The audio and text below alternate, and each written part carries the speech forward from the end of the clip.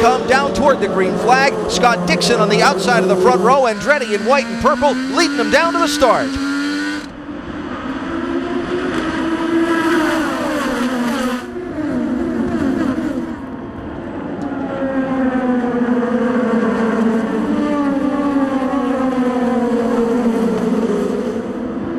Big passing spot on the racetrack coming up here. Turn 3. Wickens inside in the 6 on Rossi. Oh, so very difficult to do. The brakes are cold, the tires are cold.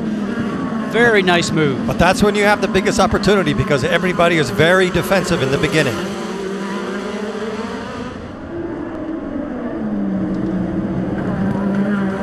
Turn 6 they're out of right now, down to 7. We saw that backstretch with James Hinchcliffe. It's not straight whatsoever. Very difficult braking section going in here to 7. Marco's got a good lead right away. And Wickens is about to attack Dixon. Very tidy first lap. Yeah, and I did not expect that whatsoever. No, every time they go through 2 in the first part of these races, I'm holding my breath. You can already see some of the bumps that we're talking about. This is just pounding on your spine every time you're through this turn. So Marco Andretti will lead lap 1. Dixon is 2nd, Wickens 3rd, Rossi 4th, Hunter Ray 5th, and Takuma Sato in 6th place, followed by Graham Rahal. You know what I think about, Alan, just as you're mentioning all the drivers that you went through in that lineup, what a lot of talent we have in this series right now, Eddie. Just all the championships and the race wins that are here. There's not really anybody you can look at that says they don't belong here. And the first 9 cars are all Honda. Defensive line by Pagenaud in the black and white 22. That was Tony Kanaan trying to get the spot, and he does it around the outside. A little bit of a try and didn't want to let him go past. So the white and black car on the inside, Simon Pagenaud. He's trying to get the power down. Tony comes off the curbing and sort of like a bit of a hip check and going, pardon me, coming through. Hip check. Well, we are close to Canada here. Yeah, a little hockey. I'm good with it. Zach Veach on board. This is through what they call the fountain area back here. Very technical, very bumpy. Coming here to turn 11, you got to get a good run out of 11. Otherwise, guys get a shot on you going up through the turns 12, 13, 14, and maybe into 1. Joseph Newgarden seems to be struggling a little bit at the start of this race. He's got quite the line behind him. One of the things that's hard to tell as you look at Newgarden here, what's the plan? 2 stops or 3? How much fuel might you be saving? But you saw him turn into the turn there in turn 1, turn the steering wheel, and a big correction because the car was very nervous underneath him. Now the car might come around for him a little bit. It might start to settle in and get more comfortable. But here it's all about attacking under braking, trying to carry the speed mid-turn and getting the power down on the bumpy racetrack we have.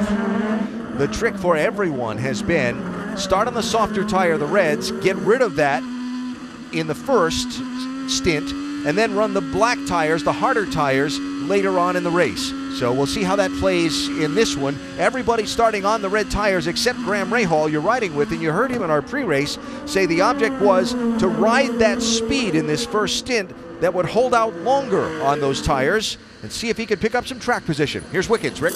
Well, you talked about changing strategies. That's exactly what's going on. He's planned to start with maybe a 2 or a 3 stop. The team idea, maybe they were going to split. Instead, both of the Schmidt-Peterson cars have now come in, made their stops, and are back out. And the simple reason for that is the car is super ugly on the red tires. When I say that, the car no longer has the grips. Yes, they're meant to wear out, but they're wearing out faster than the drivers would wish. For some cars, but not these 2 guys. Andretti and Dixon are pulling away from the field, and they have their own private little battle going on, and they're not slowing down any.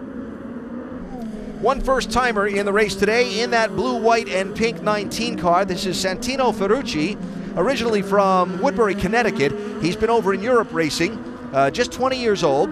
He's on the Haas Reserve Driver program, and he's been racing Formula 2 over there when Pietro Fittipaldi got hurt Ferrucci's people called Dale Coyne and said, hey, we'd like to try an IndyCar race. Our people think that'd be good for them. Ferrucci saying Gunther Steiner, who runs the Haas Formula One team, recommended he go give it a shot. And Rick, here he is in his first IndyCar race. Well, and I love what happened on the radio just a few moments ago. Now remember, these two cars are teammates. They're both part of the Dale Coyne stable. So a moment ago, they came on the radio and they asked Ferrucci, they said, is Seb holding you up? And Ferrucci came back and said, yeah, horribly.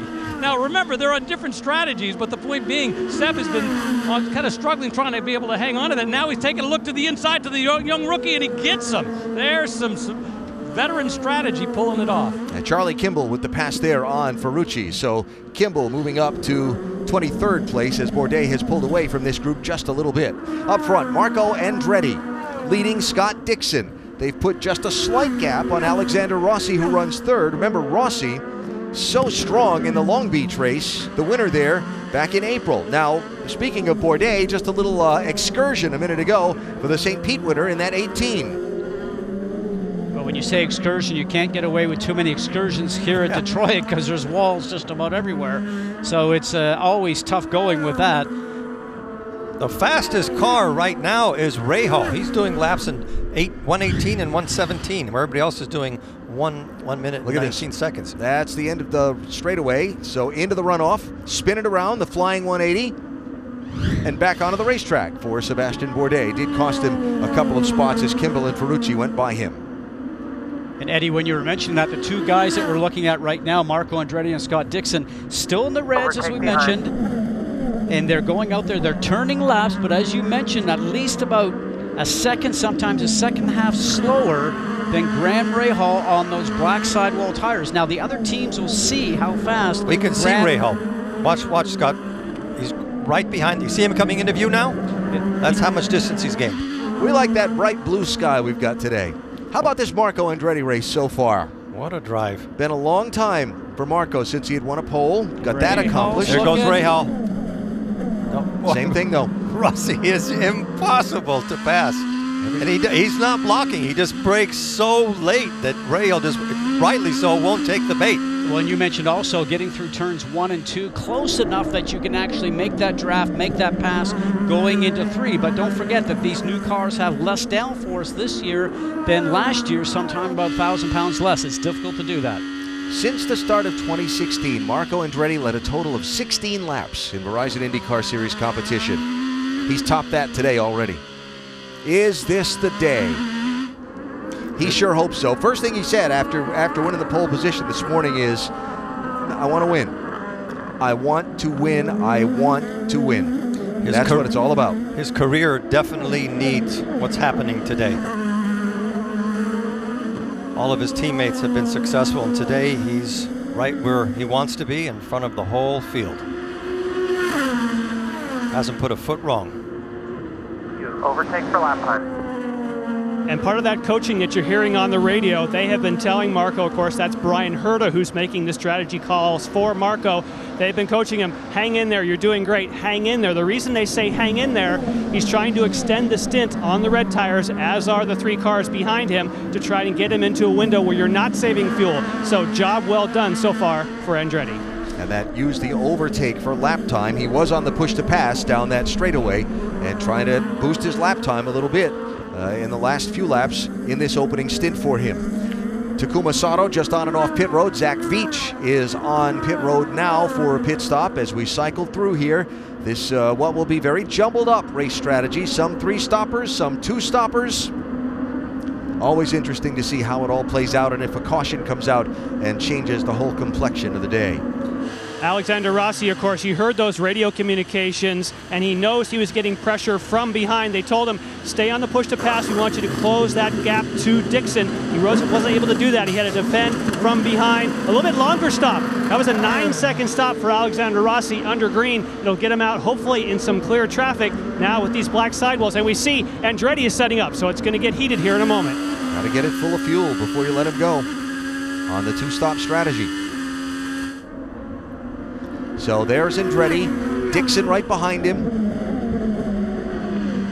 Now for Andretti, when he knows he's pitting, he's going to push extra hard to try to build a bit more of a gap to Dixon behind him. We'll see if Dixon comes in at the same time or if he takes the advantage and tries to stay out an extra lap, if he has enough fuel, and try to just put some stellar laps in so maybe he can even pull away. Here they come toward the entry of pit road, just another corner away. Andretti looks, and yes, here he comes. Dixon stays out. So Marco Andretti in, Jan. As I said, job well done for Marco Andretti. They are well aware that with Scott Dixon staying on the track, this has to be an ultra-fast stop, and your in and out laps are so important. He's going for scrubbed sidewall blacks. That's 8.4, Rick. So Will Power brings the car down. This week he has Roger Penske back in his ear. A little while ago they came on and they said, we're in the window, but let's keep running. And then he was on his ear saying, let's get these laps and make them as fast as we possibly can. He was running faster laps than the leader. Once again, the goal to get all the fuel in, not a short stop, 8.9 seconds. And he's got those brand new black sidewall tires on the car. Oh, you can tell because they're bright and shiny, but they're also very slippery for the first couple of laps under braking here into 3. So we're watching Scott Dixon. Will he come in this time? So it's Dixon, Ray Hall, Ed Jones. Those 3 have not pitted yet. Then Ryan Hunter-Reay cycles up to 4th. And Marco Andretti is behind Hunter-Reay, by the way, on the track. For you, we're ready for you. Dixon, the pit road. In here. Now Dixon has nobody ahead of him. Let's see what sort of laps he can put with these old blacks. And they know that there's a window of opportunity for Scott Dixon here because of Marco Andretti's stop was not as fast as it might have been. They know they have an opportunity. Oh yeah, that's 7.1 seconds. And if he did a good in lap and now an out lap, he may be able to leapfrog. Less time sitting still. Yep. I talk about it, right? He's out there running second, but he's managing the fuel a little better than the race leader. But he's got to get on it on these first 2 corners. I think he's well ahead of him, guys, by my calculations. Yeah. There he is. Yep. Well, you know, it is, like I said, 25 degrees cooler today, and there's some battling going on right now. So that Watch Rossi, go on the outside. Watch Rossi. Nice crossover. That was perfect. And he didn't leave Wickens a whole lot of room, did he? More than enough. Nobody touched. 5th place there. So Wickens back to 6th. That's Tony Kanaan all over him. A look from Wickens' car. And a reminder to download IndyCar Mobile for exclusive live in-car cameras, hear driver and pit crew chatter, and more. This lap, there is still clear Verizon. track in the next few laps to drop you into, so pit and let's get some fresh. That is Wickens' team calling him in. So the second of his 3 stops in the race about to happen.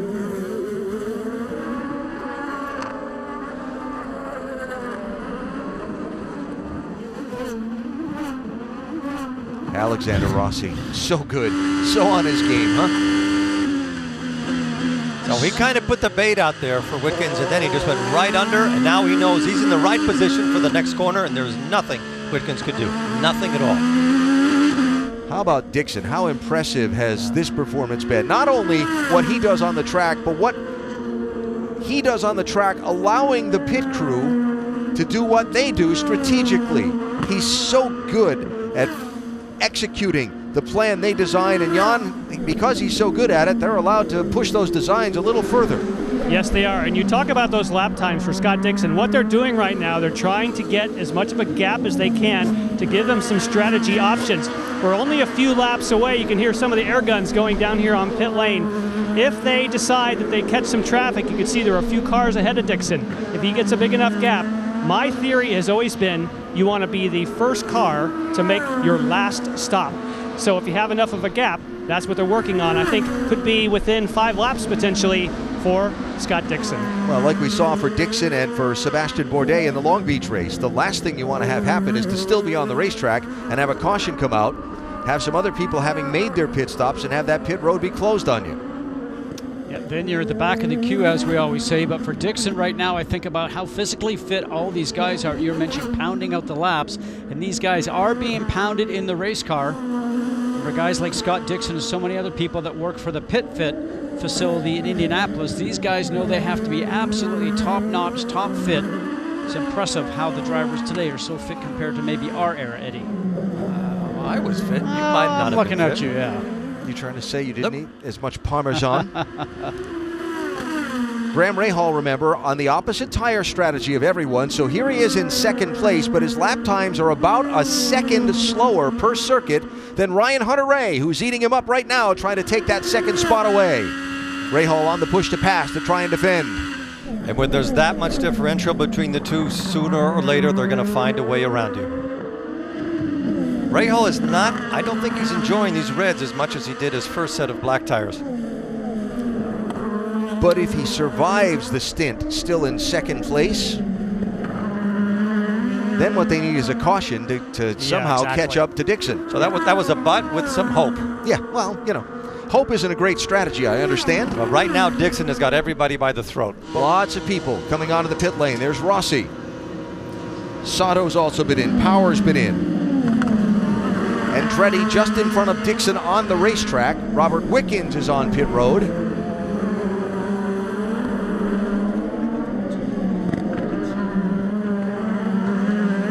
Binder's car is still sitting in the runoff, but the engine is still running on the car. So just a local yellow at that part of the racetrack. Now, if they turn around and have to put some of the safety workers out to retrieve him, then they will go full course yellow. There's the truck moving. Here we go. Okay, the car has stalled now, but this is just a local yellow. They're going to look to just pull Binder's car back into that runoff.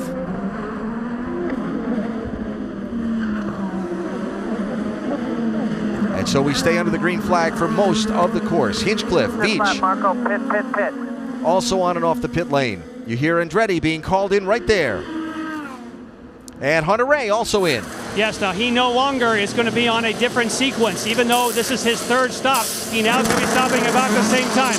Again, he knows he has the pace. We also see Marco Andretti taking opportunity at the very same time. He's got some sticker blacks to go here, waiting for all the fuel because it is a long stint. Again, irrespective by how you started this race, now you know it's the time to stop because you want to get to the end before a caution. And here look it at is. that. Graham Rahal has hit the wall. I'm sorry, boys. I have absolutely no clue what happened. Snapped so huge on the entry, and I have no clue. That's a huge hit, boys. Wow. He is up against the wall between turns 13 and 14. High-speed section. He's out of the turn. Over the bumps. Oh, the tire caved on the left rear. Did you see that? That was very interesting. Did getting that right front so far up on the curbing just kick the car like that? Yeah, I think his right front tire.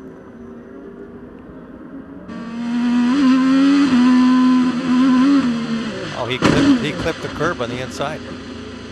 Wow. I crashed, boys, hard. That was a hard hit. Green flag. Scott Dixon leads him away. 17 laps to go in the race.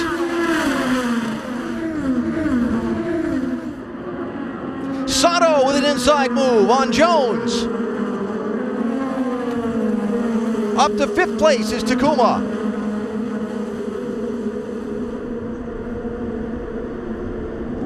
Willpower to the inside of Ed Jones. Sato looks on Rossi. Everybody back in line. Whew, and he made it past the first 3 corners. I really thought there'd be a lot more action going into 3 and almost some wheel banging, but people just have a hard time getting close to the car in front, and I think it's a result of maybe just a little less downforce these new cars have. The top 5 cars are Ganassi and Andretti cars, and they are going at it.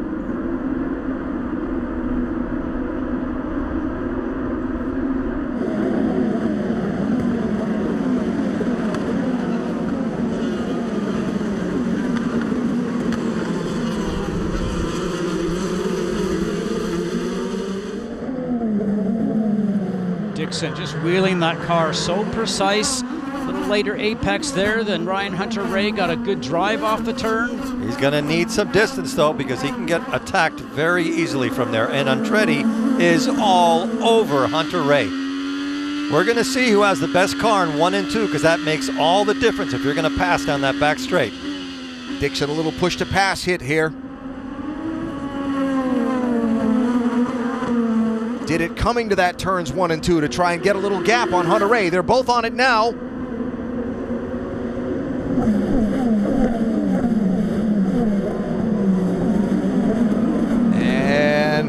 place again. Sato defends. See the back end swinging, just putting that power down, spinning the tires. These cars are so unstable when the tires are not up to temperature. So while Sato and Ed Jones keep swapping 5th and 6th back and forth in these first 2 laps of racing, these front 4 have gotten away. Yeah, they're having their own little private party here. Yeah. Sometimes if you don't end up getting a driver like Scott Dixon at the very beginning after a restart, he just settles into a pace and just starts to inch away on you. Ryan Hunter, where he knew that.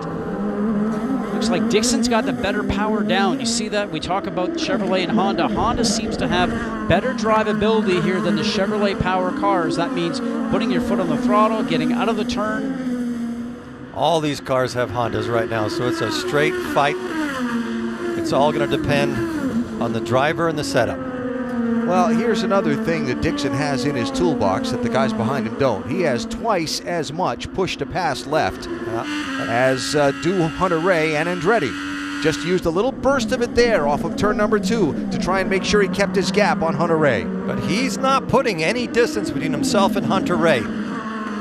Hunter Ray is right in striking distance. Tony Kanaan inside of Ferrucci. That's Spencer Piggott, 21, being pressured by Hinchcliffe in the 5. Hinchcliffe running in 11th place. Look at this traffic jam. On board with Zach Veach, he's looking forward. I thought Hinch might have a shot at Piggott that time. But Piggott trouble! Ferrucci! A big crash. And that's why they put tires at the end of straightaways. Man. Guys, we're done. So here's Ferrucci coming down toward turn number 7, and that is Charlie Kimball behind him. Kimball just spun him. Yep, got into his rear tire, lifted the back end light, and this was so lucky that Zach Veach did not get taken out as Ferrucci was going up and over the curb. Look what an amazing job those tires did. Yeah. It's still a tremendous impact, though. That's 170 miles an hour, guys. That is a ride. So did Ferrucci slow down quicker than Kimball was expecting, or was Kimball just trying to get and make it out, try to outbrake him on the outside? Well, Ferrucci was in the middle, sort of defending his line. Maybe his car was just so good. That's no excuse to hit somebody. 10 laps to go in the race. Green flag back out in Detroit.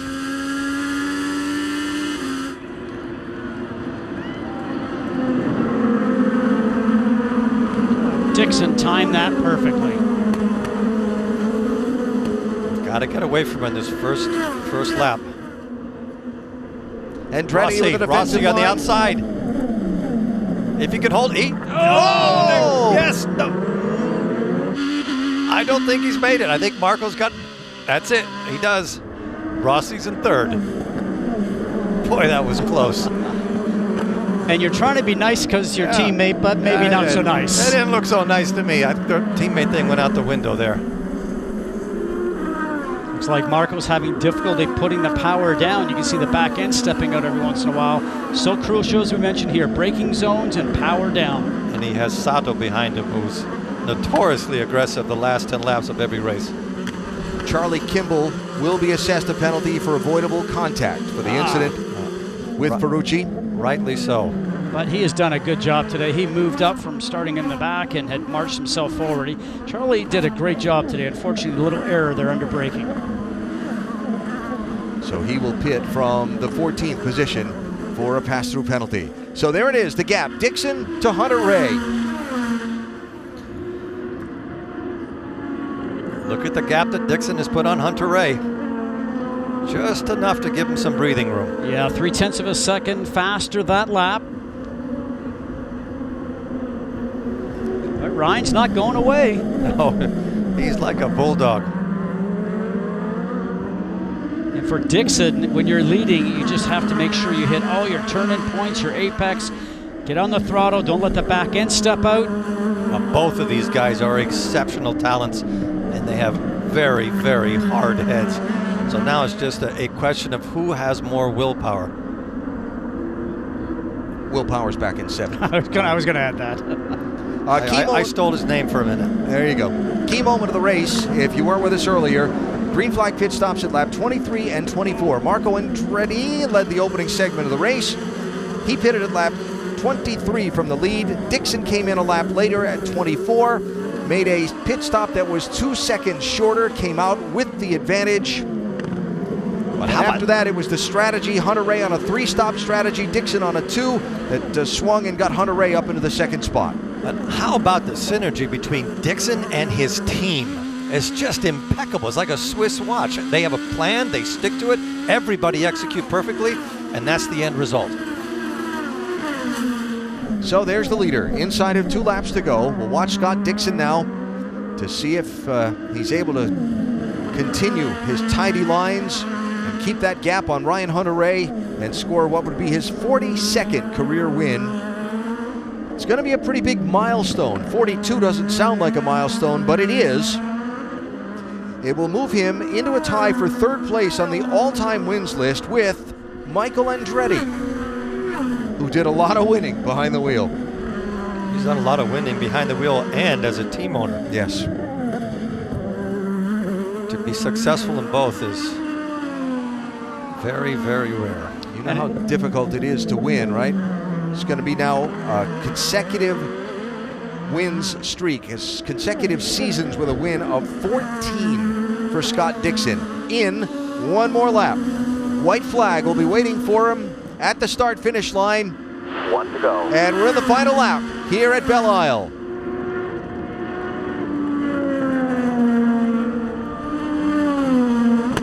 Now 12 corners to go, gapping Hunter-Reay just a little bit more. See him peeking in the mirrors, just going along the straightaway there, just finding the gap. Isn't that something you do on a subway? Yeah, that's what you do. Look at how smooth he is.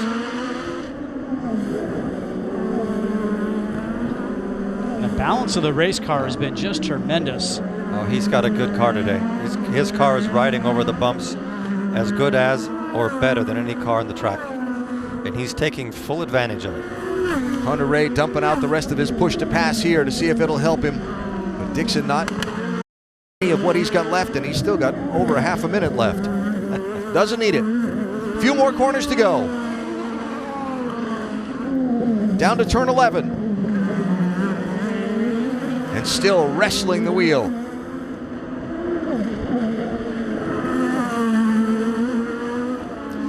Accelerating these last couple of tricky corners, and a checkered flag for his victory, and a well-earned one here in Detroit. Scott Dixon wins the Detroit Grand Prix. Good job, man. Yes, boys. Well done, well done. Thank you, thank you, thank you. That was awesome.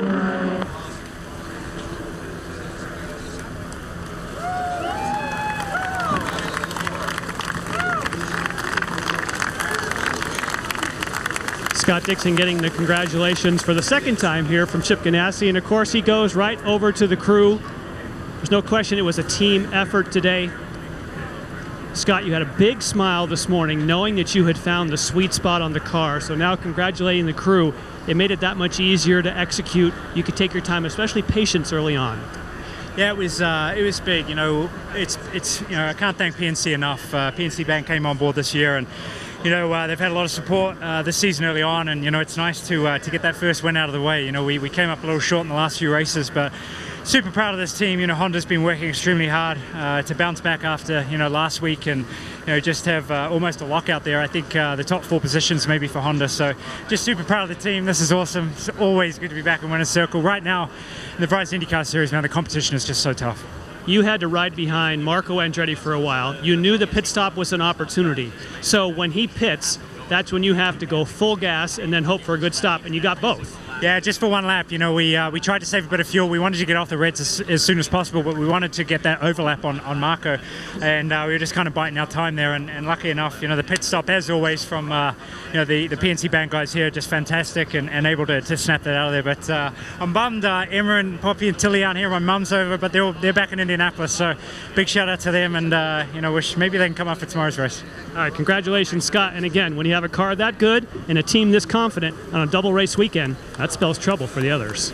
Watch the Chevrolet Duel in Detroit, Duel 2, Sunday, June 3rd at 3:30 p.m. on ABC.